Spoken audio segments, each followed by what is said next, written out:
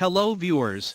Today, we will show you how to process customer payments in multiple currency under different scenarios using SQL accounting software.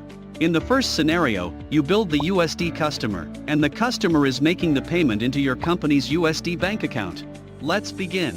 First, select the USD customer and then select the USD currency bank. Next, enter the customer paid amount in USD currency. If the customer's currency and the bank currency are the same, you are allowed to directly change the payment currency rate as needed. Then, knock off the relevant invoice. When you click Save, the system will calculate and post the payment to either a gain or loss account. In this example, the invoice knockoff currency rate is 4.1, while the customer payment currency rate is 4.3, resulting in a gain of 300 ringgit.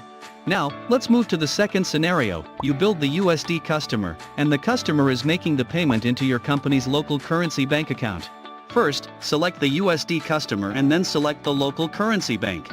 Next, enter the customer paid amount in local currency. After that, knock off the relevant invoice. When you click Save, the system will calculate the currency exchange rate and post the payment to either a gain or loss account. In this example, the invoice knockoff currency rate is 4.1, while the customer payment currency rate is 4.0, resulting in a loss of 250 ringgit.